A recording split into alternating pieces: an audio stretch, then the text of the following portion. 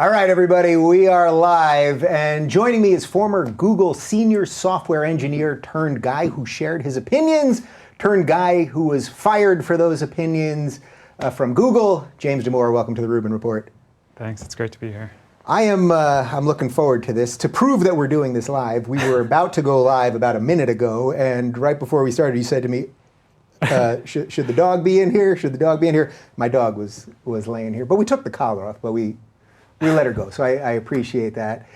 You have had a crazy whirlwind of a month, and I mentioned to you when we were in the green room that I asked you what the exact day that you thought all this went down. You said August 5th, which was right when I was going off the grid. So as I was getting my phone out of hand, when I was going to put it away and disappear, I saw your name, I saw the story, and I was like, man, this is the type of guy that I got to talk to. I should be all about this story. But then I disappeared. So I'm glad we're doing this. So let's start with this. First off, how are you? Just as a human being. We're going to get to your backstory. We're going to get to the ideological echo chamber that you have right here. But how are you as a human being right now? I'm doing okay. I mean, I wish I had a job, but you know, it's not until you don't have one that you realize the benefits of, you know, having a job and going to work every day, having a group of people that you hang out with. It's nice. So you were fired, do you know the exact date? August 7th-ish. August 7th-ish. So this thing ruminated and banged around for about 3 or 4 days or so, and then you were fired. Were you absolutely shocked that you were fired for writing this 10-page manifesto? That's the word that I've seen. Do you have what word would you prescribe to this document that I'm holding here? I've just been calling it document. You just document. Yeah. It's funny, you said to me before, you said, you know, sort of something like, I can't believe I'm in this. Like, I'm just some nerd. And I guess the way a nerd would describe a document is just by document. But were you completely shocked at what happened here? Yeah, I never really thought that it would explode like this. I just wanted to have a one-on-one conversation with the diversity programs and, you know, really discuss the issues, but it never really came to that. Okay, so for the people that don't know what this is about, obviously we're going to get to that, but before anything else, I thought it would be important just to talk about your biography a little bit, just to prove you're a guy who knows what he's talking about and you're a well-educated guy and all that. So can you just take me through a little bit of your history, schooling, types of jobs you had, and what your job was at Google? So I went to the University of Illinois for undergrad. I was doing science, like biology, physics, chemistry, and then I didn't really know what I wanted to do, so I decided to graduate early and then just work at MIT for a year. And that was a lot of fun. Took some classes there. And then I decided to go to grad school, so I went to systems biology, which is like mathematical biology at Harvard. And that program was really great. So I went there for about 2 years. It was the PhD program, and but while I was there, I got really into algorithms and these little puzzle things. So I did a coding competition, and Google found out that I did well. So they actually just directly contacted me, said that, oh yeah, you should apply to Google. So I interned there and decided, you know, Google is a great place. Yeah. It's, you know, probably the company that will change the world, and its benefits are great. So I was like, okay, this is a once-in-a-lifetime chance. I'll just do it. And so I left the PhD program to join Google. Yeah, and this is just a couple of years ago, obviously. You're a young guy. So you mentioned some, I mean, these are big name schools, MIT, Harvard. You are educated in biology, and you're working with algorithms, all these things. Google finds you after you do this competition. So sort of to lay out how this whole thing got written and why you did it, first, you're working at Google for a while, and then they started sending you guys, not just you, but people, to diversity training. Is that correct? Right. Okay, so can you explain what diversity training is? Yeah, it's kind of complicated because there's multiple different programs, but it's often talking about how, you know, we have 50% of the people in the population are women, but at Google we only have 20%. And so they discuss all of the sexism that's happening and how that's holding back women in general. And then they also have stuff about racism and all these other unconscious biases, because we don't really see anything like, oh, you're a woman, therefore you can't code. There's never these explicit forms of bias that we see. Mm-hmm. And we haven't really been able to measure actual bias at Google. So we just assume that there's some sort of low-level bias that's happening. Mm-hmm. And it's always really impossible to measure. But so these programs go over that. They go over microaggressions and white male privilege, and then discuss how we can make the workplace better for women and how we can get more women on our teams, basically. Yeah. Now, you don't have anything against women, do you? Is Right. there something I need to know that James Damore thinks about women No. before we go any further? I definitely like women. I had women on my team, and I treated them well. Yeah. I discussed a lot of these issues with them, and they actually largely agreed. Mm-hmm. And they helped me discuss, okay, on average, women are, say, more cooperative, and how can we change the workplace so that it's not just, some alpha male that owns a project and gets promoted, and it's actually people working in teams and all of them getting recognized. Yeah. So it's interesting to me because I obviously have a small business here. Most of my jobs in my life have been odd jobs or doing stand-up, things like that. I've never worked for a giant corporation like Google before. And it's funny because when you talk about, well, 50% of the population is female and Google only has 20%, it's almost like, well, how is that an issue for the average employee at Google? Now, the microaggressions and that other stuff, I can see why, if you buy that stuff is legit, if their HR people buy that stuff legit, I can see why they'd sit down with employees and talk about that. But to talk about the 50% of women in the population, and we only have 20% here, isn't that something for HR to deal with? What does that have to do with bringing in software engineers and talking to them about that?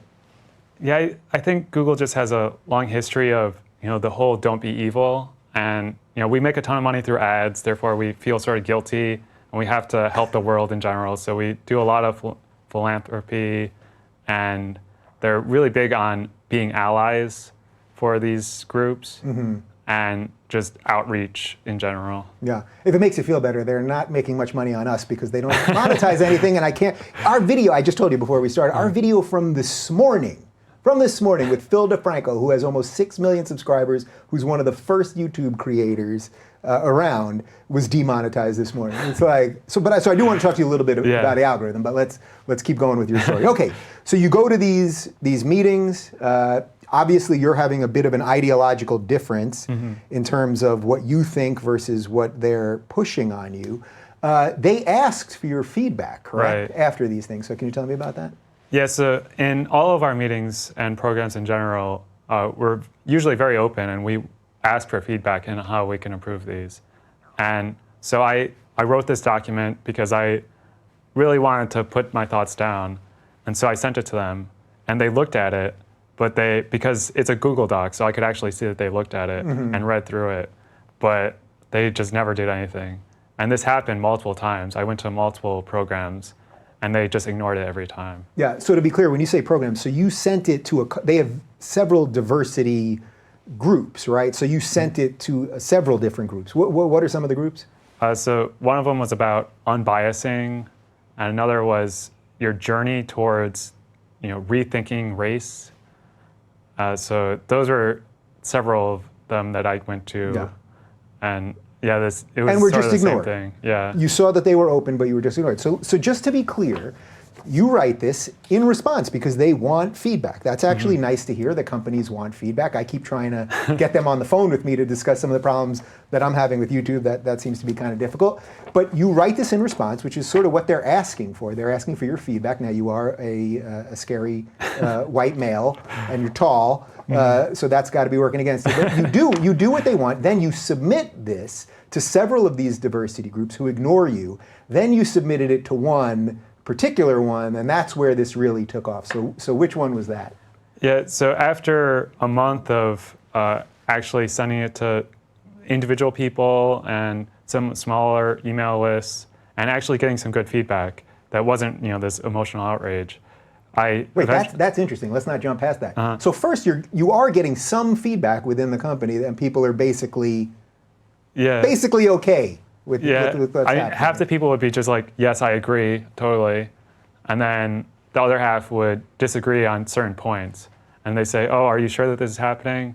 And especially if you're progressive, then you often don't even see a progressive echo chamber because you just see, oh yeah, that's how things should be. And what's wrong with all of this? And oh, are you sure that people would actually be shamed for saying these things? And because you think that system or that worldview is so complete or something it's hard for them to imagine, which is exactly what an echo chamber is, right? And so that was all fine, but then I sent it to this one email list called Skeptics. So I thought, skeptics would be rational and they'd be able to point out holes in my argument. Because honestly, the whole time I want to be wrong because if I'm right, then there's something bad happening, right? Please tell me how I'm wrong. And that's not really what the response was. It was just, this is crap, what are you doing? And it eventually just exploded within the company from there. All right, so to be clear, so the skeptic group, which is the group that should be skeptical of all facts and opinions and all that, you send it to them. But then how within that, so now you start getting some feedback on it, how within that group did this then get to the larger world, and that's when all hell broke loose? Yeah, so some of the people would start sending emails to, say, my upper management and HR, demanding that I be fired or something. And so HR and some of the higher level execs started sending out mass emails saying, oh yes, we know about this document. Don't worry, it's harmful. Don't look at it. This is not what Google stands for. Which obviously, if you tell someone that this is harmful, they're going to just look at it. Ugh, it's harmful. Don't look at it. That's what executives were saying. I mean, that's incredible. And also, there were a ton of memes within the company just talking about how horrible this was and just blasting me as a person. Now, was there any retribution on those people? We'll get to you actually getting fired and called into the office. But you, as far as everything that I read in this document, which I did read, you didn't attack anyone personally. You go out of your way not to stereotype. People can argue with your conclusions or all that. But you were being attacked personally by people then within the company. Was there any retribution from onto those people? No, not that I know of. There was even someone that emailed directly saying, you are a terrible person, you're a misogynist, I'm going to hunt you down until you're fired or I'm fired. Send this to HR, I don't care, which means that maybe he knows that HR isn't really going to do anything. Yeah. And so I sent it to HR, but so you had sent it to HR, and did they even respond? They said, oh yeah, work from home, but they told you to work from home. Yeah. So I think it's so important to repeat some of this stuff. You wrote this in response to being taken to a place where they wanted your feedback. Now they happen to not like your feedback, okay. Then you were being threatened in a way by other employees and being attacked online with the memes and all that stuff, again, while you're still an employee there, and HR tells you to work from home. Yeah. And you have no evidence that they contacted this person at all. I honestly don't know. And I mean, there were many people that started attacking me. And it was mostly public attacks because most people aren't really courageous enough to send me an email like that. Right. And they just want to show other people, oh, look how great I am. I got offended by this. And let's all band together and punch Nazis. Yeah. Right. Virtue signaling, I believe is the industry term for that. Okay, so then, now you were being attacked personally. You're being told by HR to stay home. Now, did you get a call or an email? How did you end up in an office where they said, you're out of here, buddy? So they eventually just called me Monday night and said, James, you've been terminated for perpetuating gender stereotypes. And then, I tried to discuss it with them, but they didn't have any of that. So. They did this on the phone. Yeah. They didn't even have you come into the office and tell you face to face. And they were probably afraid that I would just, have some outburst or something. Well, you seem very violent and scary. I mean, I've never seen a more soft-spoken, slim, you don't strike me as someone that's going to hurt anybody. But even, I mean, the sort of cowardice of that is actually kind of incredible. So then you get fired. Now, this is after it had gone public, obviously, so the stories were all over the place at this point. Did you try to plead your case? I mean, did you say, this is crazy. I was just doing actually the same thing that you're asking everyone else to do. You just don't happen to like my opinions? Yeah, I tried to, but obviously it didn't have any effect. Yeah. Is there a legal issue there that you know of? I'm assuming every lawyer and their cousin is out to talk to you these days about Yeah. lawsuits and all that. So even before they fired me, I made a claim to the National Labor Relations Board, because what this is I was making a concerted effort with multiple other employees that agreed with me to improve our working conditions. So I pointed out multiple ways in which there was harassment in the workplace and that there was illegal discrimination in our hiring practices. Yeah. Can you give me an example of that? Of the illegal discrimination? Yeah. Yeah, so as far as I know, and according to our internal policies, you can't use someone's protected status, so their age, race, or gender, when you're determining hiring or other employment critical situations. So, but we do in these, we treat different candidates differently, and then if someone is going up for promotion, they may be treated differently. So there's a lot of small things that we're doing. They may be treated differently in a positive way if Right. they're one of those protected. It's Right. just worth actually saying the full sentence, because I think people are so confused by what's going on these days that everything is upside down. Yeah. So you contact them, and then where are you at in terms of any legal stuff right now, as much as you can tell me? Yeah, so we've filed the claim, and so they're investigating right now. And we are also looking for other Googlers that have had similar treatment, and we've gotten multiple responses for that. So there have been multiple cases in the past where, say someone, and I'm of course for gay rights, but someone just didn't want to go to gay pride parade, and they got fired for that. It's that's a little too Wait, far. that's literally true? Yeah. So Someone at Google just said, I don't want to go to the gay pride parade. yeah, And they got fired for that. at least according to them, we Yeah. have to look into it more. And there have been multiple cases like that where if you don't agree with the progressive ideology, then you're discriminated against. And there's all By these the way, you could also blacklists, be too. totally pro-gay and just not want to go to a parade. Yeah. I'm not a huge parade guy myself. You're a Right. big parade guy? I enjoyed the gay pride parade in San Francisco, but I can definitely tell that it's not for everyone. Right. That's a bit of a sidebar there. All right, so all of this happens, and again, the reason I started with how are you as a person is that I know, I can't compare some of the things that I've gone through over the last couple of years with what you've gone through, because you were hit with a landslide. I've sort of had a more slow evolution into craziness, dealing with the media and craziness. But I know what it's like when people write terrible things about you and deeply dishonest things and call me a Nazi or alt-right or just all that crap, right? Yeah. So suddenly you're a private citizen, from everything I can tell, a pretty decent guy. And now the media, there's blood. What was that like for you? Because I think that also is a lot of, I talk about the culture of fear right now, of why so many people email me and they say, well, I'm afraid to say this, or I'm afraid to post your video on Facebook, or any of this stuff. And I think it's because everyone fears this retribution. Yeah. So as someone that has gone through it in a very high profile way, but you're still here, and even though you said to me before, you don't know what you want to do next. You don't know if you want to be a public person next or a voice for any of this, but you made it to the other side. You're alive right now and you're okay and you're smiling. So what can you say about that?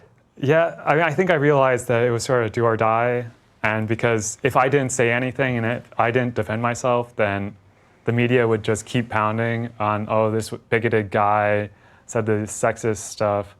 And I talked to Jordan Peterson very early on, and he told me, just talk to the media, because once they see that you're just a normal person and you're not some crazy aggressive woman hater, then your case will just get better. Your public image, at least. Do you sense that has worked? Because you've done some stuff. So you did Jordan Peterson, you did Joe Rogan yesterday. You got some mainstream stuff, right? It's helped. I mean, unfortunately, it's often either the center or the right will interview me. And I've tried to get long-form interviews on the left, and just no one is biting. Yeah. So people will just complain and saying, oh, yeah, I'm just pandering to the right.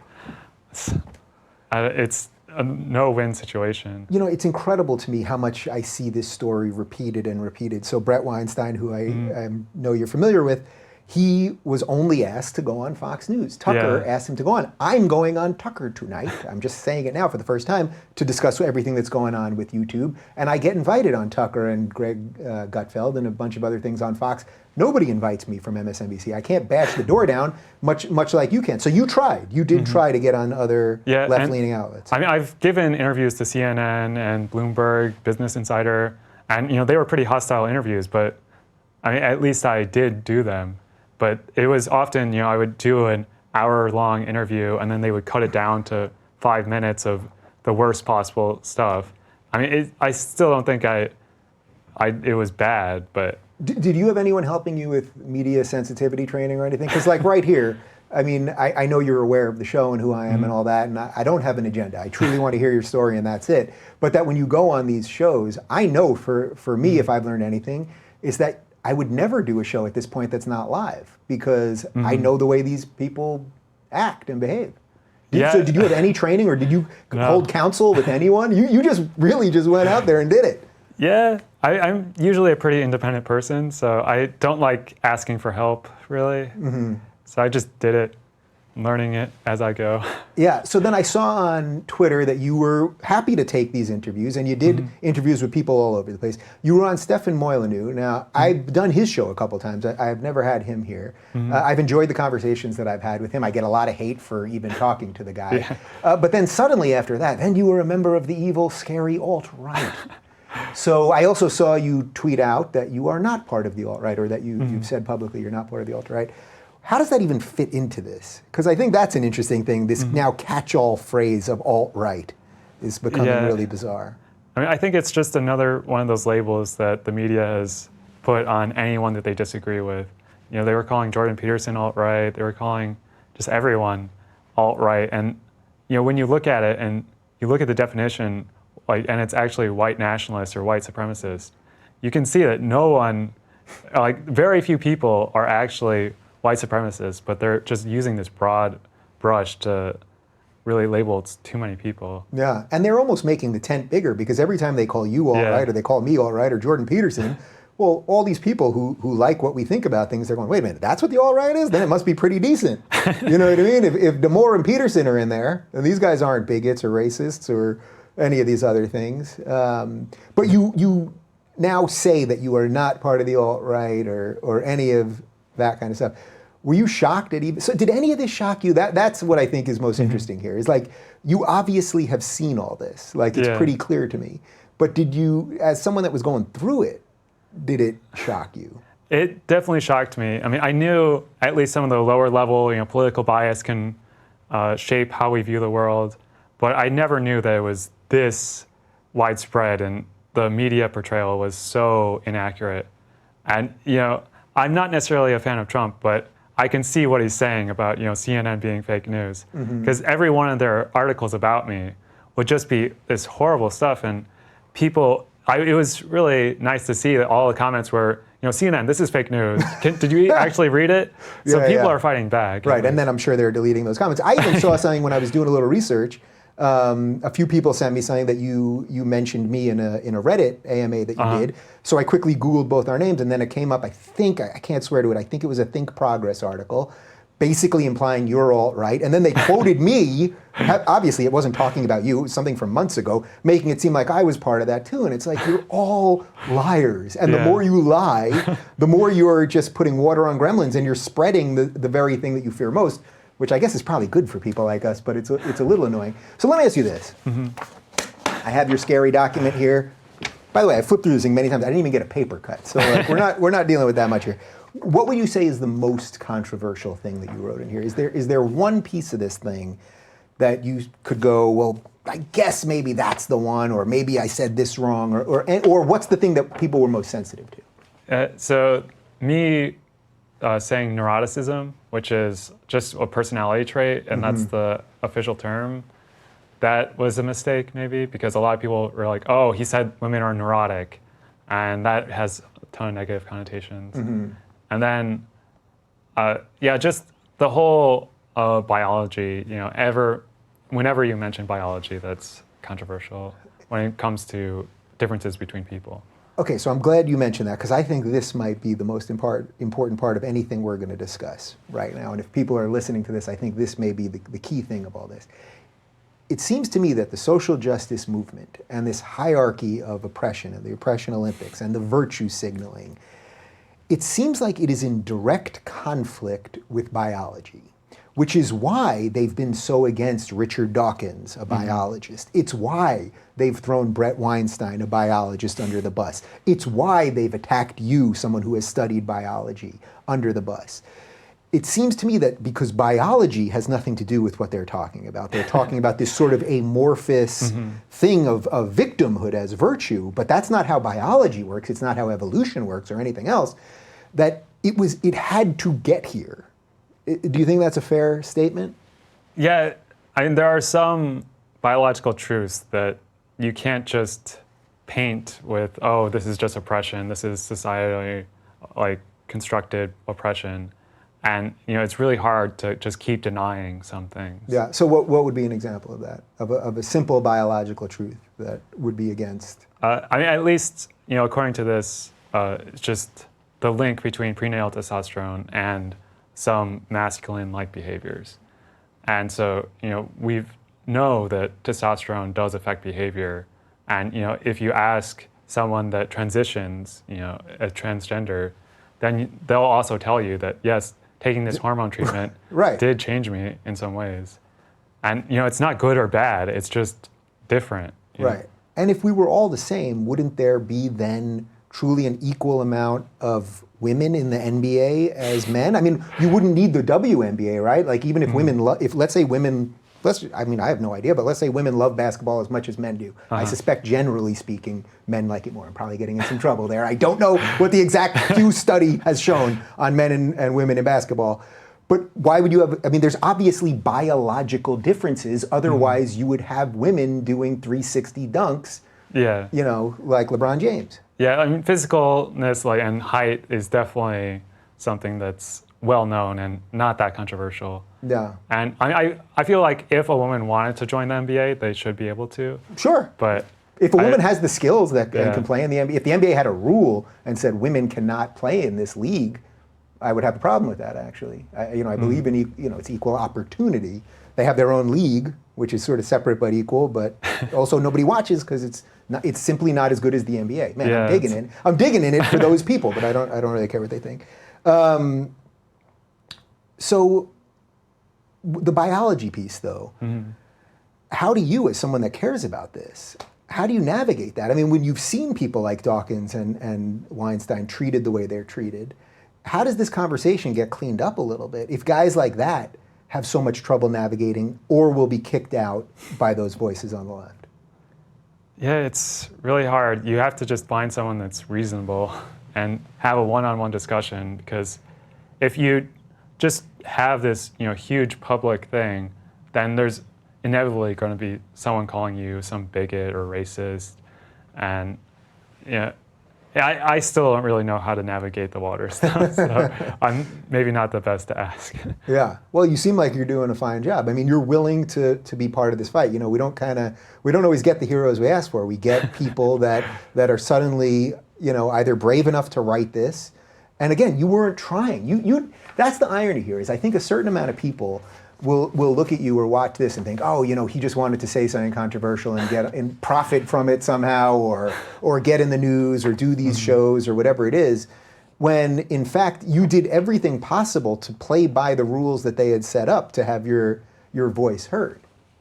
Yeah, I definitely never meant for this to become huge, and it was never my intention to make it so big that I got on this show, although it's obviously great to be here. So I know it was all to get on the Rubin Report. I'm curious, what about women, either at Google or just that you've heard from on email or social media or anything else, that are agreeing with you? Are you getting an interesting amount of support from women? Yeah, I'm definitely getting a decent amount of support from women. And I think the support is generally just based on your political orientation. So libertarians and conservatives are much more likely to agree with my document than a progressive is.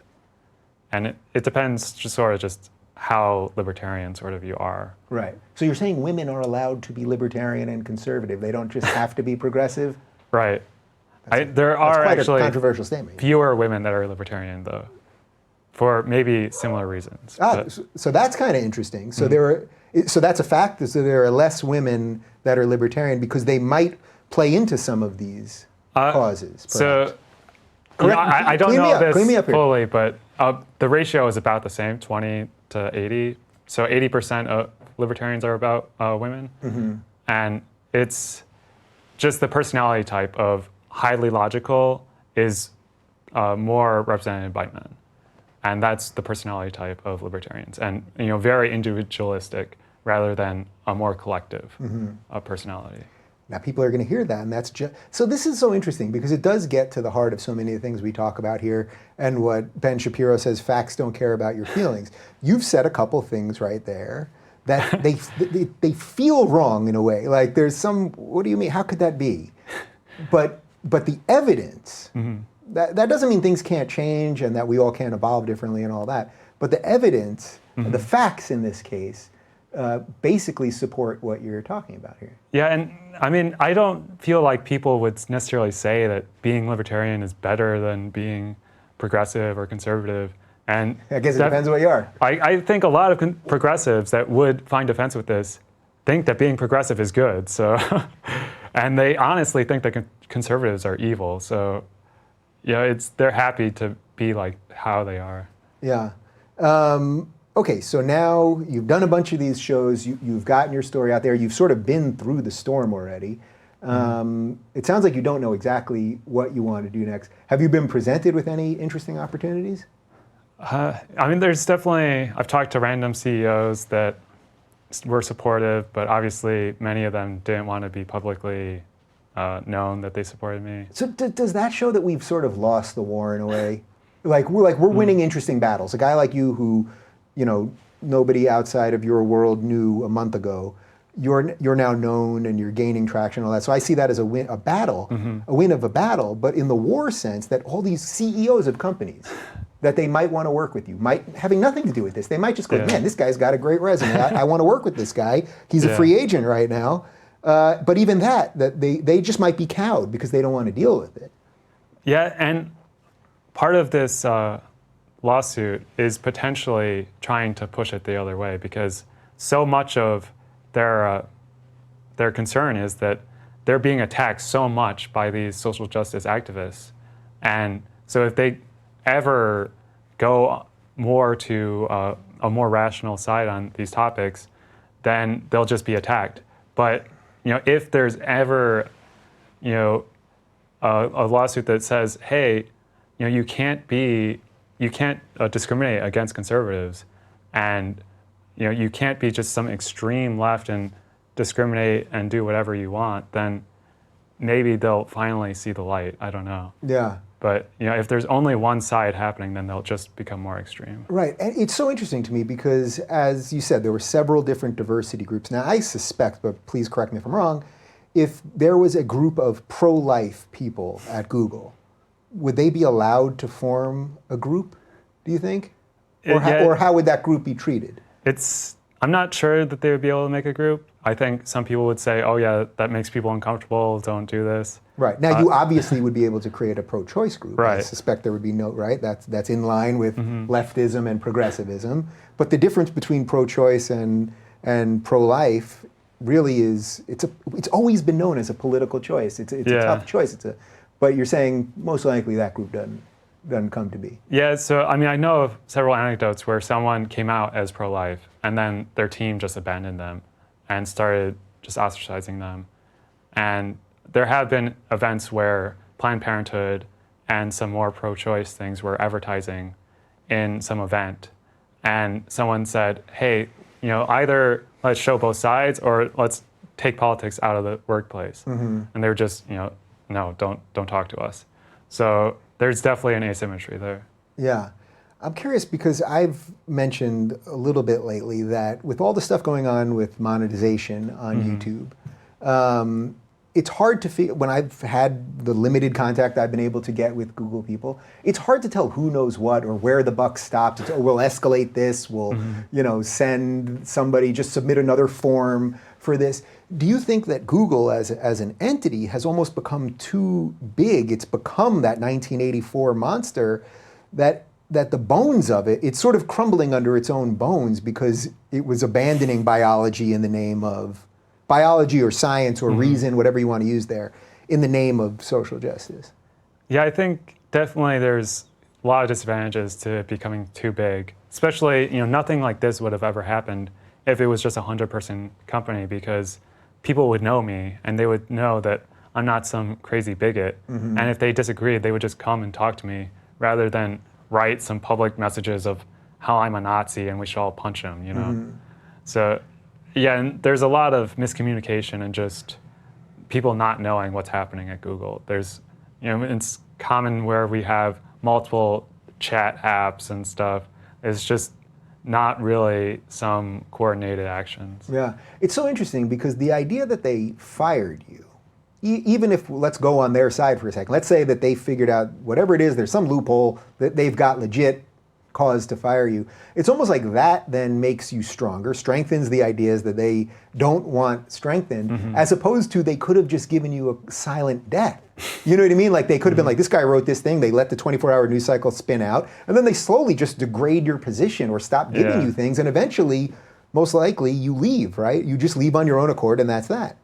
Yeah, and there have been multiple cases where that happened, where they just, they try to hurt them, they put them on probation, and they just make life as harmful or just as bad as possible for these people.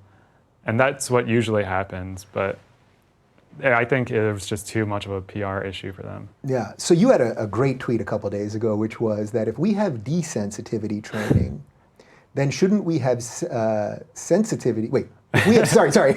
If we have sensitivity training, then shouldn't we have desensitivity training for those who are easily triggered? Right. Do you want to say that better than I just said it, just to be clear? Did I get the point across there? Yeah, it's mostly, we have so much training about these microaggressions and, oh, someone might find that random thing offensive. And so it just keeps pushing the line of what we can't say. And there's never any pushback on the other side. And I think, there are definitely some people at Google that are socially awkward and need to be told that, no, it's not right to be saying some of the things that you're saying. But we also need to be telling some people, like, come on, just calm down. Just look at what their intention was and don't get so upset about this. Yeah, because jokes are now becoming dangerous. I mean, it's sort of like, when Bill Maher said the N-word on his show, whatever you might think of saying that specific word, I don't think anyone in their right mind think Bill Maher's a racist. And suddenly I literally saw comedians that I know calling for him to be fired over a word, which is sort of an odd position to be put in. All right, so we've got biology, we've got your we're caught up on where you are at now.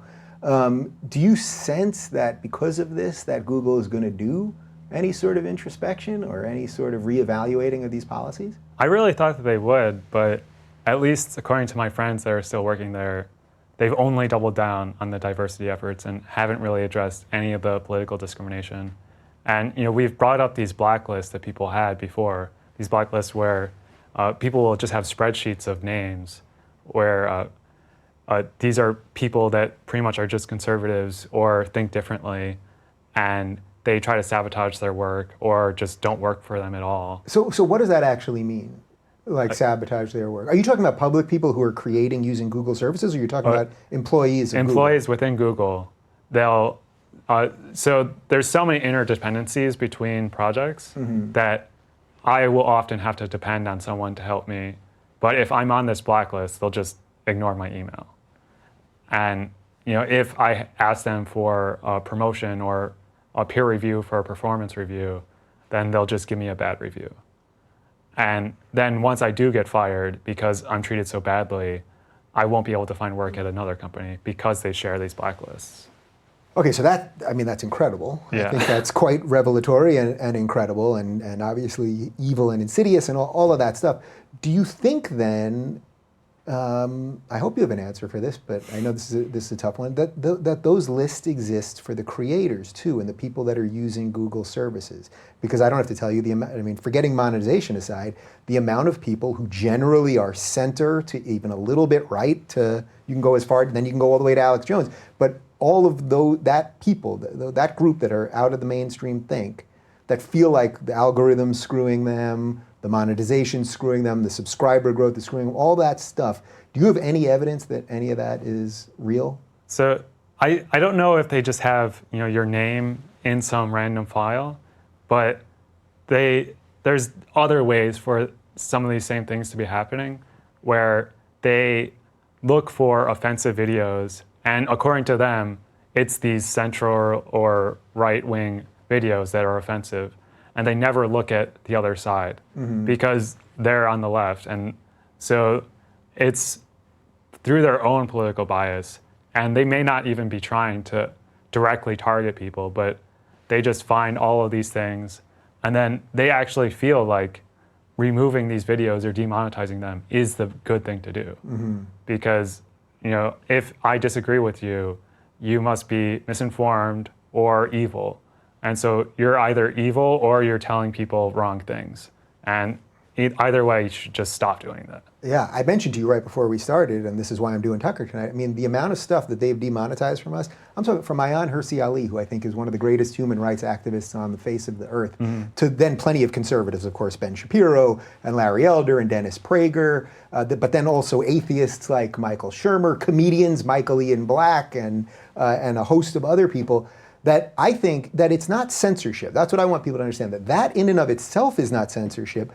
But if they are screwing with the algorithm to not allow our videos to get out, now I don't have evidence of that, but at some point, when you take all of these pieces together, extraordinary claims require extraordinary evidence, as Carl Sagan said, but you start having to go down that rabbit hole here, right? Yeah, and I think a lot of this is also just multiple teams at Google may be doing the same thing, and they may not even understand some of these algorithms because you just give them training data and then it gives you output. So they don't really understand this neural net or like what's happening within it. And so it'll be really hard for, even if the government does try to prosecute them, to show that there's explicit bias within the algorithms. And which is so ironic, because for me as a classical liberal, even with some obvious libertarian leanings, I don't really want the government to come in and tell Google what to do. But I do think there's something interesting that it seems to me Google itself as a public company, they have a fiduciary responsibility, their board, to do what's most profitable and not necessarily what's politically correct. And I suspect that they're doing things that probably aren't, but I just don't know. And again, I say that as someone, I don't want the government necessarily coming in, although I think there's an interesting argument to be made that these companies have now become so big and so important to how we communicate that they sort of are like electricity and gas and the rest of that. But that's a whole other topic altogether. We got a zillion questions from the audience. Do you think in just what we've done here, do you think we missed anything that is really important before we move on to that portion? No, we can just move on. Yeah. We did it. All right, here's what we're going to do. I say it every time we do this, that we're going to take a 1-minute break. Then we end up with like a 3-minute break. We're going to make this a 2-minute break, and we're going to take your questions on Patreon. We've got a ton of them already. We're going to also take questions on Super Chat on YouTube. I suspect that this video will not be monetized, but c'est la vie. All right, so hang on. Give us 2 minutes just to freshen up here. We didn't drink. You want to take a sip of water here? Let's take a sip of water.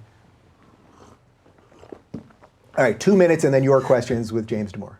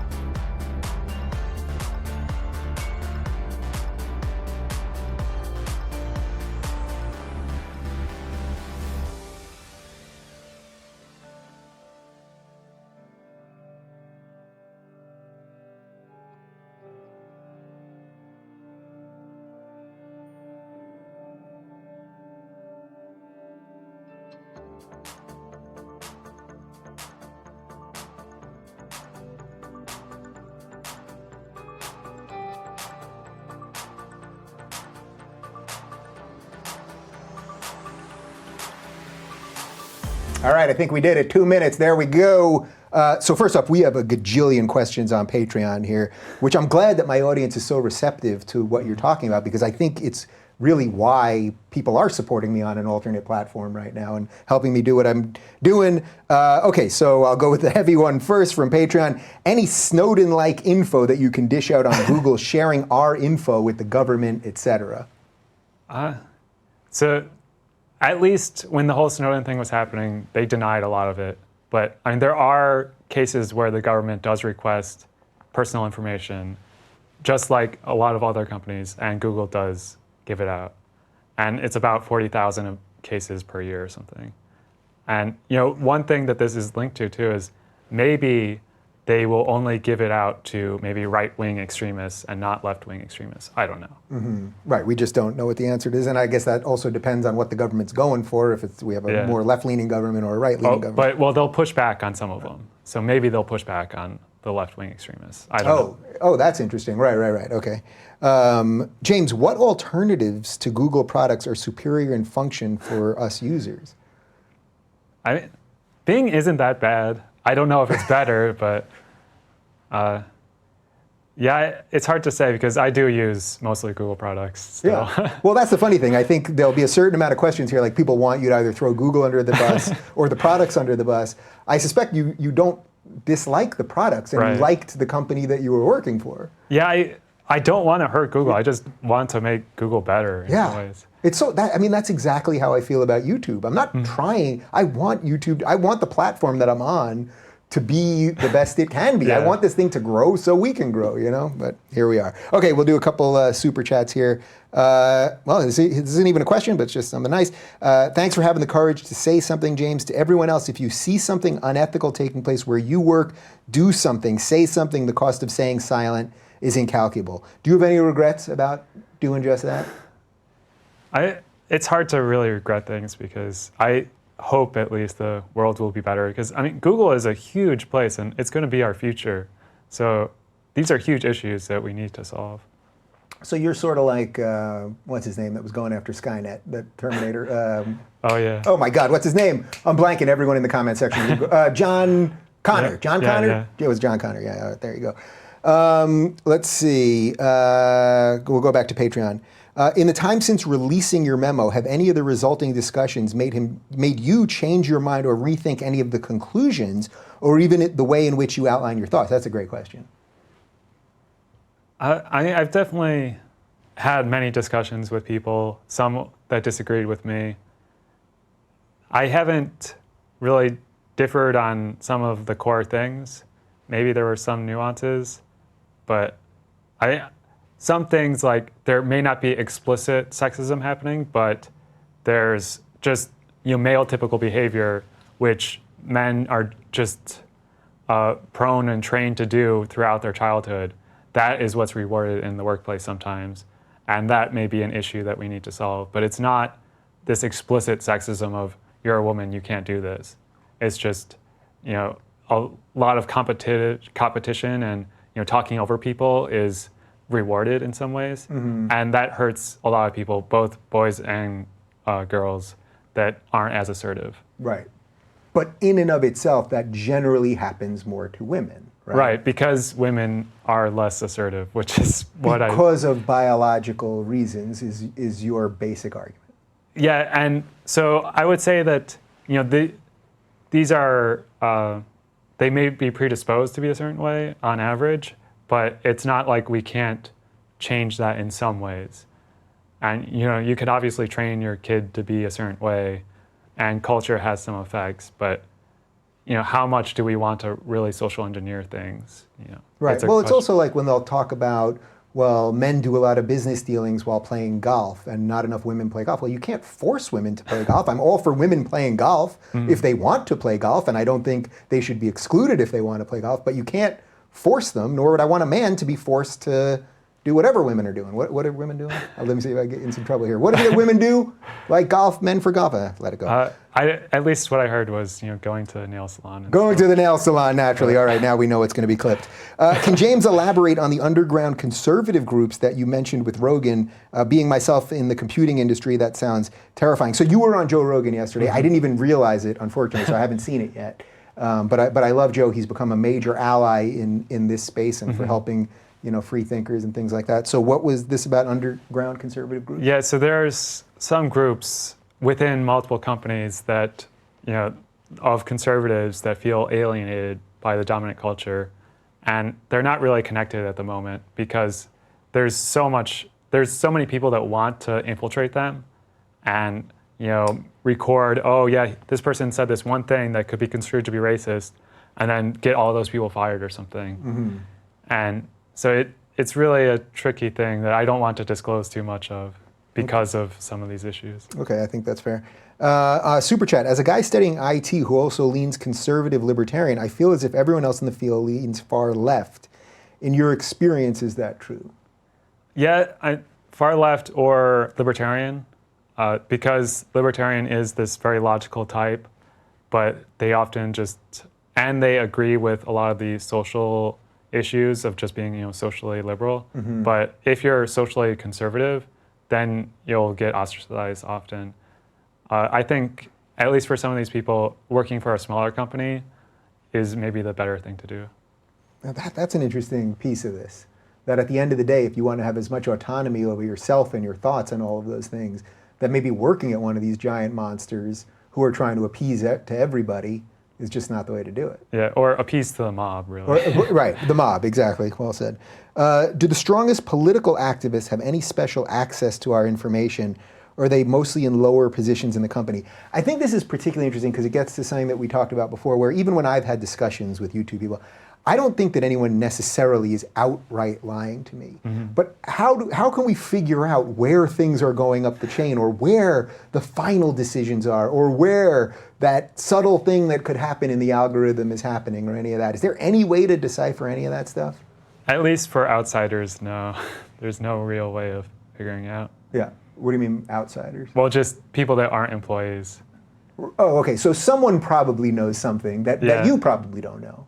Yeah, there's definitely some people that know certain things, but it's pretty distributed throughout the company. Right, because I would guess, if you were a smart company up to bad shit and you wanted to slowly harm certain people on an algorithm, well, you wouldn't tell the people who talk to the creators about what you're doing. Yeah. So the people who are talking to them aren't it's like plausible deniability, right? They're going, oh, no, we don't do anything, and they think they're being honest. But the guys higher up are going, yeah, we're tightening the screws on the algorithm so we know that this stuff isn't going to get out. Yeah, there's a lot of legal things that the PR people or anyone that discusses it with external people, they can't really discuss it all. Right. And by the way, I asked the YouTube people to send me a representative. I said, anyone. You want to send me a janitor? Just give me somebody that works in that building. And of course, I got declined.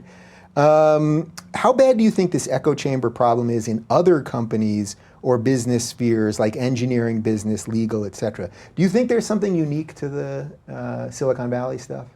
Yeah, I think it's probably happens elsewhere, but it is pretty bad in Silicon Valley, particularly because there are so many of the same tech companies in a small area, and they have so much money, and they just throw it out to causes that they believe in, and they feel so guilty because they're only 20% women that pushes a lot of these issues. So we sort of hit on this one, but maybe we can get more of your feelings on this. Do you think it makes sense to treat monopolies more like we treat government institutions, that is, hold them accountable so they don't engage in practices that Google seems to be engaging?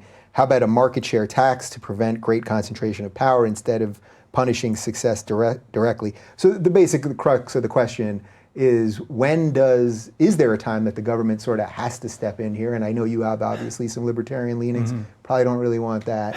But are we getting to like some point now where this may be out of control in a way that somebody has to step in? Yeah, because I definitely have the leanings of I don't want the government to be regulating them at all. And I don't know if we have examples of them actually regulating, websites, because it's much easier for someone to just go to a different website. But they have been getting a little too big in some ways, and Europe has fought back. I don't know if the U.S. will fight back. Right. I mean, and then even when you say that, the idea of the government now regulating these things, I don't like that. But what I would want is more competition, and I guess the inherent problem is that maybe they really are a monopoly in a certain way. You could take 10 of the richest people on earth, and if they had to create a YouTube alternative, they still may not have enough money because of what they're dealing against. Let's see. Search for something about James on Google, and they disable the autocomplete for your name. Oh, really? Really some 1984 stuff going on there. How about that one for you? Any thoughts on that? I guess, oh, really? All right, that was your answer. I mean, they definitely looked at what the autocompletes were, and maybe they didn't like what they were. I don't know if anyone saw what they were before. Well, I would suspect if they're not letting it load, that it probably was people saying is right, isn't a Nazi, not a white supremacist, etc. We've sort of hit this already, but do you intend on staying in public for long? I'm sure the drama is addicting. I mean, there's something to be said about that, just that, people know who you are now. That's pretty cool. You get a lot of traction on Twitter and all that stuff. There are nice things of being recognized on the street, and having random followers on Twitter, but it's definitely draining, and it's not my innate personality. So I'm still trying to figure out what's best for me. Yeah, you don't strike me as much of a publicity whore, to be honest with you. James was, of course, aware of the PC climate and culture, and why did he write the memo? What did you think would happen? That's sort of interesting, because did you think there was a chance, knowing everything you know about all this stuff, did you think there was a chance that it was going to get to the diversity people and they'd be like, well, page 6, he actually kind of makes a point. It's reverse of everything we've ever said here and promoted, and that they were going to do anything. I mean, did you think that maybe it would get through? So I really thought that they would at least look at it and think about it rationally, because that's what we do for everything else at Google. You see a problem, and then you write a document to solve it, and then people look at it, make comments, and something is done. So we're really big into this type of objective, open exchange of ideas, but apparently not for this. And I actually list 10 different suggestions that we should do. Hopefully they're actually looking at that, but I don't know. Right, don't hold your breath. Okay, back to Super Chat. Let's see. You and others should form a group similar to FIRE, the Foundation for Individual Rights and Education, but for tech companies. Thoughts? I love this question, because one of the things that I actually meant to ask you is all these organizations, Eric Weinstein, who I know you've now met, he has said to me a few times that what these companies need is that it's one thing, okay, you want to have a diversity group and make sure there's equal opportunity for everyone, and that's great. But what you also need is a free speech group or a free expression group. So these things sort of work in parallel together to make sure that the diversity group isn't stepping on freedom of expression or the ability for someone with a contrarian opinion to say anything. Do you think that's a good idea? Yeah, I definitely think that we should be looking more into this. And I've been talking to the Heterodox Academy too. Oh, great. Where they look a lot about, what universities can people freely exchange ideas. And there's a lot of interest from companies to apply that same idea to their workplace. So, because HR is now realizing that, hey, a lot of people agree with this and they feel alienated. I wasn't even aware of that. Maybe we should do something. Yeah. I'm curious, this isn't on here, but we're just bringing it back to the monetization one more second, because it's just rattling in my head right now. When you hear about this stuff related to the monetization, do you actually think that the companies that are selling ads to Google, that are putting their ads out there, that they really don't want their ads on all this stuff? Or do you think that this is ideological, or is it a combination of both? Yeah, it's hard to say. I think there's a few very loud voices saying, oh yeah, these videos are horrible, and that may create bad publicity for Disney or something if they put their ads there. But I at least hoping that we won't be dictated by just the one really loud voice. Yeah. This is interesting. What do you think about the role of collective bargaining, unions, et cetera, and at-will employment in tech? Mm-hmm. I think definitely, I'm pretty libertarian, but I think that there are cases for some of these collective bargainings and just, giving more power to employees, because there is a huge asymmetry in power between employees and employer. It's not as much of a free market type thing that we would like to see. And I do agree that even at will doesn't mean that they can just fire you for no reason at all. And there are some cases in the National Labor Relations Board right now where people have, this is a bad example, but they said the N-word to someone and then they got fired, and that's actually against the law. You can't fire someone for doing that, which is, maybe Right. they should be able to, but there are limits to what people can fire you for. Super chat, if AT&T listens to your calls and disconnected your phone when you said the wrong thing, we would be up in arms. The FCC should remove Google's common carrier status because they monitor and filter traffic. I mean, I think we've sort of danced around that. Do you have any other thoughts on that? I mean, this is a tough spot for a libertarian, I think. Yeah, it's getting to a point where, power is being accumulated in just a few key players, and at some point, we're really going to have to fight back against that, because too much power, whether it's in the government's hand or a private company, isn't good for the general public. This is interesting from Super Chat. I found that my political views changed completely when I was on antidepressants. Oh, wow. Are you aware of any studies linking far-left political views and antidepressants? That would be fascinating, fascinating. You got anything on that? So there are some connections between, some drug use and political orientation. So psychedelics, for example, can increase your openness long term. And openness is related to progressive or left. So, that was potentially one of the reasons they actually banned psychedelics, was that it actually changed how you voted. But I don't know about antidepressants in particular. Specifically, okay. Keep up the good work, Dave and James. If James wants to come up to Toronto and make $15 an hour, he's got a job waiting for him. All right, we got you a job. Also, Dave, you pronounced the word because strange. Because? How do you say because? Because? Because? I'm from Long Island. Suck it up. All right.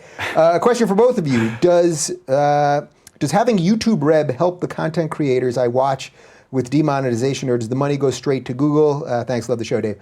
I'll let you answer that one first. Oh, so you don't know? So, well, I know that when they look at our monetization, which is quite horrific these days, when I look at the back end, we see a certain amount just from regular ad plays and that sort of thing. And then we see another number for YouTube Red. I have no idea how that number is broken down or anything like that. That's all I know. But I know that, yes, if you have YouTube Red and you watch this, that we're getting some. Okay. That's all I know. Yeah, I would at least hope that they don't give you a smaller percent than normal. But they may just be, right, but. Do you want to finish that sentence? No, I think no one really knows besides them. Yeah. After seeing the Google attempt to disable Jordan Peterson's account, how soon do you think Google will begin cutting off access to average users with these harmful opinions? I mean, hopefully they saw how much bad PR the whole Jordan Peterson thing was for them, that they'll stop doing this type of stuff. Do we know what happened there? I mean, I remember the day that it happened, but do we know what specifically happened that caused that whole thing? So they claim that there was some automated anti-spam detection, and maybe that was, and there were some contradictions in the story where they said that there was some human looking at it, but then later they said that there was no human looking at it.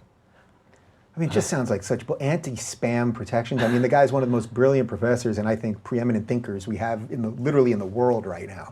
The idea that that's the way these things would be treated is just ridiculous. What about putting programs like this on Twitch, denying Google traffic and income? I would like to see them punished for this action. I mean, people are trying to figure out some other avenues. Do you have an alternate avenue for any of? Well, I guess we asked you about the services before. Yeah. Anything else we don't know about? I mean, there's Twitch, Dailymotion, Vimeo. Those are all other video hosting sites. They're just much smaller than YouTube. Let's see. There's a lot about, that there's a lot of these people that are saying that they're conservative or libertarian that just feel that they're afraid to talk about things. In some ways, are you relieved not to work for a company that is so hell-bent on pushing their agenda? Because you strike me as actually kind of at peace with everything. Like, you don't, I mean, I can tell you're in it, but do you feel a certain sense of peace in this craziness? I try to, I meditate and I try to just not regret things in general. But, I really wanted to change Google from the inside rather than what I'm doing right now. You would rather? Yeah, I would. So you would have rather had this thing just, everything being equal, you would just go back and have had them listen to some of this stuff and maybe make it better. James, I interned at Google in LA this summer and watched this debacle unfold from the inside. Do you think the unique culture inside Google, meme gen especially, reinforces progressive dogma by design, or does it arise naturally? Also, did you write an epitaph? It wasn't visible when I last checked. So yeah, epitaph is something that you can write, and so that people can contact you after you leave, and you can give some reasons why you left or something. Oh, I thought it was much darker than that somehow. No, okay. I didn't write one because, so when they called me and said, oh, you're fired, they shut off my access completely. Man, just like that. Yeah. Had you ever been in any trouble with Google before? No. Had even one comment sent to HR, had anyone at HR ever said your work is not good, the way you're treating women or any other employee or anything? No, I had just gotten promoted, so I got Incredible. the highest performance review possible, and so it definitely wasn't performance related. But there was a first part of that? Yeah, so the first part being, do you think that the unique culture inside Google, meme gen especially, reinforces progressivism by design, or does it arise naturally? It's hard to say. I think a platform like meme gen is only going to push these mob mentalities and virtue signaling, and the head of meme gen was actually very active in trying to attack mine. At some point, so this was just a Google Doc, he suggested to just delete it all, which would do a strike through all the words. And that was just left there for a while. People couldn't read it. Like, people that high up in the company shouldn't be doing stuff like that. Right. Okay, just to remind everyone, where are you? There, you're over there. Just to remind everybody, we're taking questions on Patreon and on Super Chat. We're with James Damore for a little longer. Super Chat, Dave, welcome back. Wanted to say that I at least donate to you because you're using our money so well. So it's a two-way appreciation. Thank you for that. For my question, can James explain more context around memos and their usual impact internally? That's interesting. Yeah, and this was just a Google Doc. It wasn't an email that I just sent out. And Wait, can you just take that a little further? Because I think there's a certain amount of people, again, that think you blasted this publicly. Right. You went to whoever was going to, get it to the most eyeballs and all that. But that is simply not what you did, as we explained earlier. Yeah, it was just a Google Doc that I shared with some people. And then I put it on the skeptics list and was like, oh, what do you think about, my views of Google's ideological echo chamber? Am I onto something, or am I in my own echo chamber? So yeah, there's a lot of documents at Google that try to fix issues in the culture, and I actually modeled this after some of the other ones that I saw. I don't know if you know the answer to this one. Super Chat, will you join the people of Kekistan and provide your skills to create an algorithmic weapon to surpass Metal Gear? I guess Just say you'll think about it. I'll think about it. Should Google's machine learning algorithms be made open source? That's really interesting. Possibly. It's part of their intellectual property, and that's how they have an advantage over other competitors. So it's hard to say what they really should do. Fair. Let's see. The Department of Labor is trying to cook up a discrimination against women case against Google. Mm-hmm. Their only problem is that they don't have evidence to support the case. So arguably this case was caused in large part by government overregulation. Because I've been a little out of the loop the last little bit, I haven't heard about this. Do you know anything about that? Yeah, there's some case of they're saying that there's a pay disparity between men and women, and all I know is that the internal reports that they've been doing for like 4 years now have shown that there is no gender disparity once you control for performance, which the external, government agency doesn't really know about our performance reviews and anything. They just know the aggregate statistics. So I don't think they'll really find anything, but Right. especially since it's not like individual managers even get to choose, oh, you get to get paid this much or that. It's all by committee, and they try to do this control by gender stuff.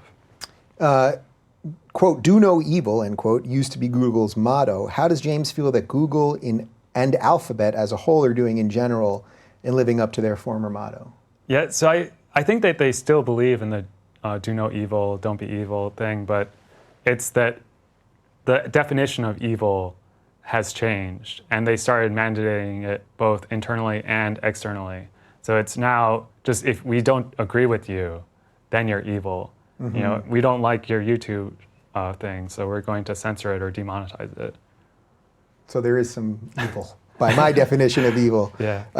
Welcome back, Dave. It looks like a month off did you some good. I have libertarian leanings, but government still has a place in some areas, does it not? The key is to not have too much power in one place, in my opinion. We've discussed this already a couple of times, and I think that's why this story is so interesting to me, too, because it puts our own beliefs and biases up for the challenge now, right? You see a major problem with a company that, again, that you like, that you wish this would have helped. You don't want the government to come in and take too much power, and it's a great argument to have over all that stuff. Do you have any other thoughts on that while I glance here quickly? Yeah, no, I think we've already covered that. Okay. Now we're really going to put you on the spot. Super chat. How has James' newfound infamy affected his love life? Are the liberty-minded ladies storming the Damore castle? Yeah, so my girlfriend, she sort of disagreed on some things, but it's more that she really doesn't want this to be true, that there is some sort of political bias affecting how we're seeing these issues. We've grown stronger because of this. Struggles sometimes bring people together. I have gotten random messages from women that seem to like me, but I haven't really bit on that at all. No. Yeah. Well, for a crazy misogynist, your girlfriend stuck with you, and you're hearing from other women. All right. Let's see.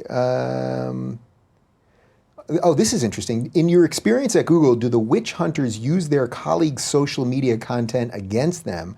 Should young conservatives and libertarians in tech stay away from social media altogether? I get this type of question a lot related to college kids when I go to schools, and they'll say, well, can I talk about this now? I want to get good grades. I don't want my professor, fighting against me or anything like that. Yeah, I think it can definitely hurt you if you post conservative or just other types of things on social media. And we've even seen, I think Pax Dickinson wrote some things on Twitter, and then he got fired from the CTO position. So what you say in social media can be used against you by these social justice warriors. Yeah. Super chat, +1 for rational and respectful dialogue.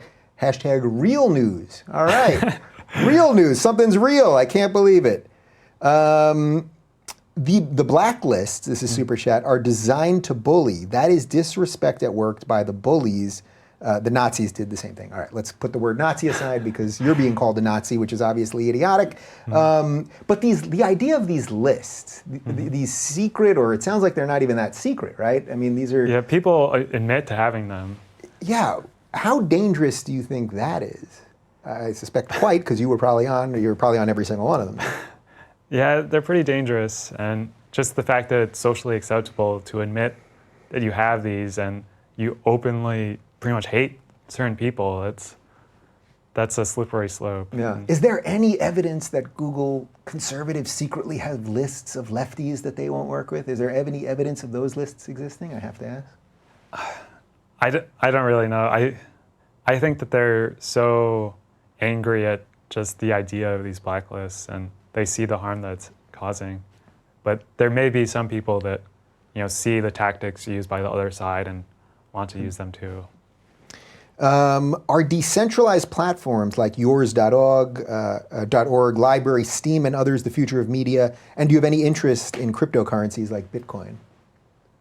I think, yeah, they definitely have potential, and the more that people see centralized power can lead to some negative consequences, the bigger they will become.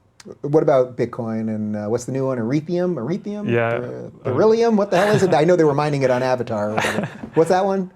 The new one, Ethereum? Oh, I don't know how to pronounce Ethereum? it. I think Yeah, it's Ethereum or I something. think. Yeah, what do you make of cryptocurrency in general?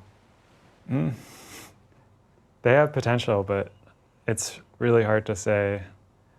And there's a lot of disputes even within the Bitcoin community on exactly how it should be implemented. And that's why we're seeing multiple of them now. So it's pretty risky, but people have made a lot of money betting on them so far.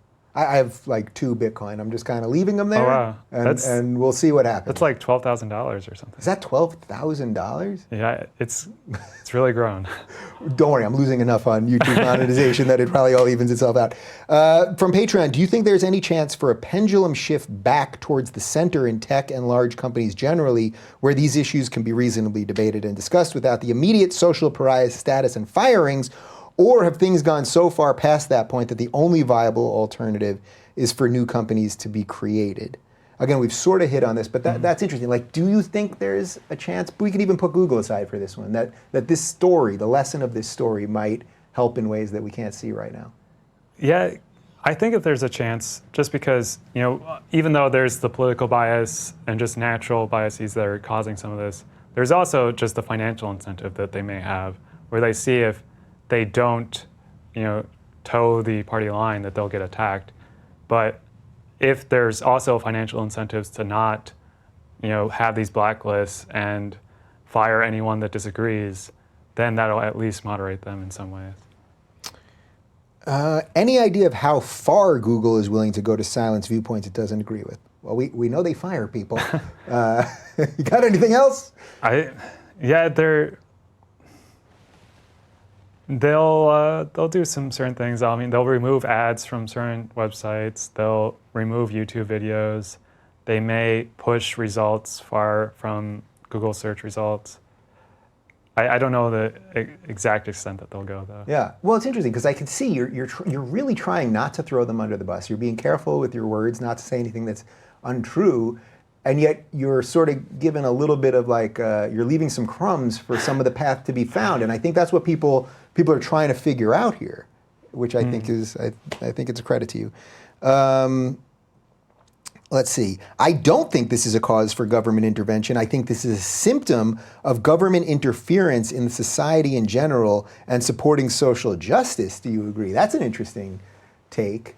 Yeah, and that can be that can definitely be the case because, as I was saying before, there's a lot of people suing for these social justice causes, and at least I've heard anecdotes of these activists that will blackmail companies, say, hire us for these diversity programs or we'll sue you.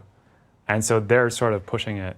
And it's only because they could sue and get the government involved that they're able to push this agenda. Yeah, and if people want to know how bananas this whole thing is, I mentioned to you right before we started, I got an email from a friend of mine who's a somewhat public person who will not be named right this moment because I don't think he wants to go public with this stuff, who's in Hollywood and he's a straight white man, and basically has been told by almost everyone in the industry, we're not going to hire you anymore. Like they're flat out saying it to him at this point. And this is a guy who has a pretty great resume and is just screwed because of this lunacy.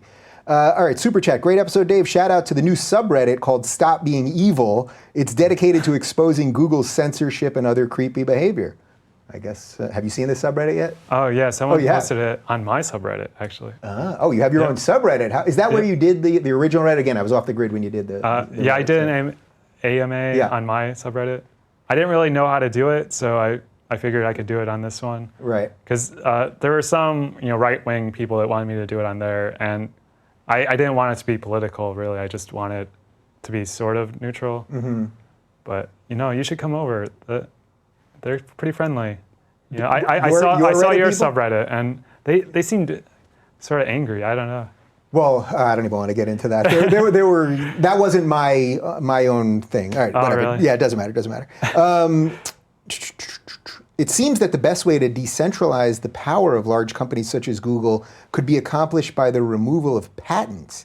Thoughts? This is another interesting one for a libertarian.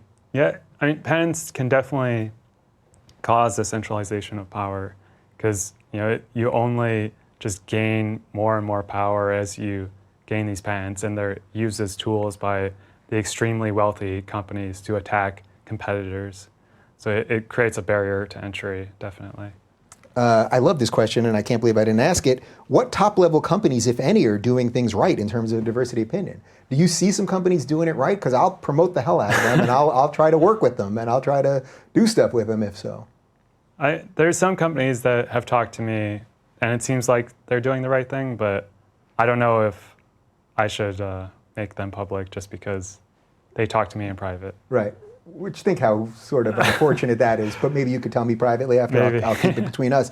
But hopefully that shows a little. See, that's the thing. What this accusation of Nazi alt-right nonsense does. So a company has to privately go to you.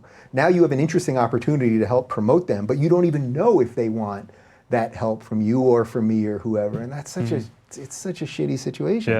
Yeah. It's interesting to hear James keep using "we" to refer to Google. Being involuntarily separated from a company you care about is difficult to get past.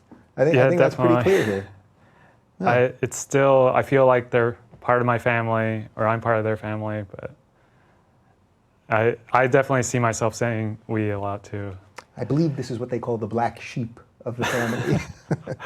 With the amount of information that Google manages, do you think that they or some automated process could attempt some form of subtle manipulation, like generating echo chambers, shadow banding, and even some form of really subtle blackmail?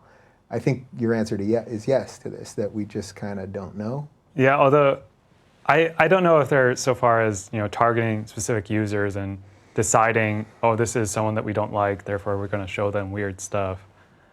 But a lot of social networks try to find what your preferences are just algorithmically, and will show you things that you like. So it's not unique to YouTube, for example, to show you videos that you like. Facebook is also creating its own echo chamber. So it's a problem in general. Fair enough. You mentioned the other day that the Google image search ads are technically sexist.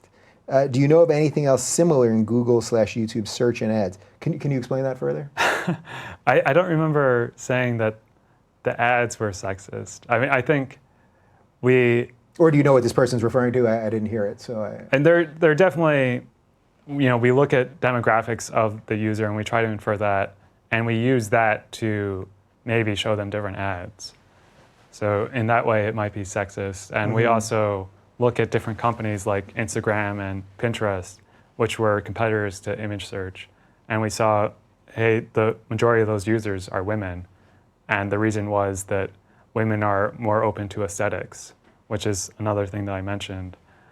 And so we definitely use some of these things when we're designing products, but we may not be so open about discussing them in our diversity programs. This is a total sidebar, it's not on here, but as you know, I was just off the grid for a month, and I truly felt like $1 million. I thought I cleared my mind in so many ways. I felt my train of thought was better, my attention span was better, I was more attentive to people and my dog.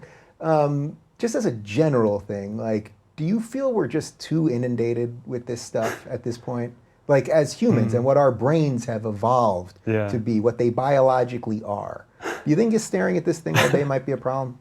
Yeah, I think we're definitely too addicted to being connected and more just person-to-person interactions, and maybe interacting with nature can definitely improve your general happiness. Fair enough. All right, I'm going to keep doing work in the yard out there. Okay, we did that one. I have people telling me that enforcing immigration laws is racist. I don't understand that level of delusion. The left seems to have lost its mind. How can I begin deprogramming the religion of the left? So obviously this is going to my wheelhouse. I talk about this a lot. What do you think is a tactic if you see someone that's buying all of this stuff? Yeah, it's really hard. I think some of Jonathan Haidt's work is really good in explaining the ideology behind the left and right and showing that they disagree, but it's not because conservatives are just racists, sexist, bigots. It's they have different morals that they're operating on, and those cause them to see issues differently. And at least showing that you have a different point of view, and it's not just a bigoted point of view, that there's morals of having a law and order or something like that is not necessarily bigoted. Right. Well, I think we already got this, but do you have any insight into what's driving the demonetization of so many YouTube videos now, or did you work in a completely separate area of Google? So we could just answer that in the context of your work. People hear software engineer, what in the world does that even mean at a place like Google? There's a gajillion products. Yeah, so I was a coder for image and video search, and so we interacted with YouTube actually, and I interned at YouTube. So I interacted with them a little bit, and there were company-wide meetings, so everyone at Google knew some aspects of it. Their demonetization thing, I think that really ramped up in the controversy last year, where there were some advertisers that were just angry about particular videos having their ads. So that was the excuse for them to start doing a lot of this demonetization, but I don't know how much of it is a rational response to that and how much of it is just ideologically driven at this point. Do you think they were waiting for an excuse that even though they knew it was going to hurt the bottom line, which, as I said before, could be an issue with shareholders, in terms of stock, do you think they were just waiting in a way? Like they got the call from whoever those, I think AT&T or whoever canceled the bulk ads, and they were like, we're losing money, but yay, because we can finally move on this ideological thing that we care about. Yeah, it's possible. And you mentioned that this is hurting their bottom line, but they've actually stated when they went public that we'll do certain things that we see as right, but will hurt our bottom line. So they're definitely open to stuff like that. That's interesting. Listen, I don't have enough information on what, as I've said, the fiduciary responsibility of a company is to its shareholders, but I think there's just something interesting to explore there. It is very obvious that is not what I'm an expert in. All right. In your opinion, should Google as a company be split up similar to Standard Oil was split up in the early 20th century? I think we've kind of bounced around that. If you've got anything else, let me know. Do you know about the reasoning behind altering the search results for American inventors? The image results are all people of color and women, and I don't recognize 90% of them, and Benjamin Franklin shows up only on the first few pages. So a bunch of people have sent this to me. Is it American inventors? Is that the phrase? Yeah, if you just search American inventors, when you're within America, then it shows just a lot of these minority inventors and not some of the more famous ones. Even though if you do the same search in a different country, or sometimes in a different language, it'll show some of the more famous ones. I think What does that mean? I mean, really, now, so give me some insight into how in the world does that happen? No one has a problem with not no one, but I certainly don't have a problem, and the average person, and 99% of Americans, don't have a problem with a minority inventor or a female inventor. But if you're searching inventors, you want to know who the big shots are. In this case, I guess most of them happen to be white, at least, within the context of American whatever. So what is this? Yeah, I think a lot of it just is someone complained about, this wasn't diverse enough, and therefore we need to change it. And so they fiddled with it a little bit, and now it's how it is. So it's basically an endless hostage situation, I think, is sort of what you described before. That because these words of racist and bigot have taken such meaning, that everyone then that's about to be subjected to it will be like, yeah, I'll screw with the algorithm, no problem. We'll put Benjamin Franklin on the 18th page. Everyone will forget about him. Yeah. That's scary. Well, I think you've also answered this, but what motivated you to make such a public position on a heated topic like this? What made you want to be the test case? You're a braver man than I. Cheers. I never meant for the document itself to be public, but once it was, I felt like I sort of had a responsibility to at least show that I'm not some sort of Nazi, white supremacist.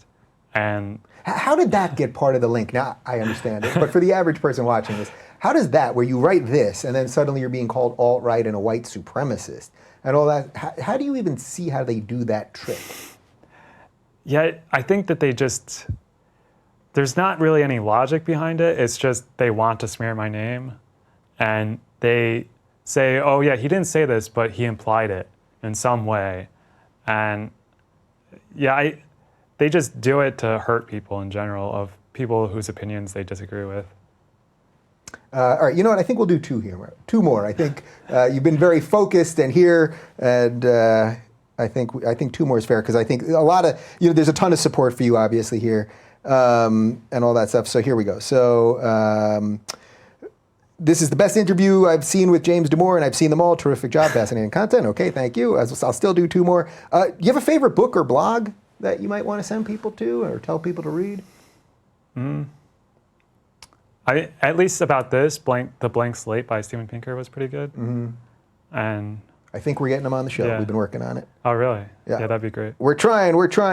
In your opinion, do you think there will be practical ramifications for not promoting or hiring based on merit, meaning that the actual Google software will be negatively affected? This is a really complex question, but I think it's a good one.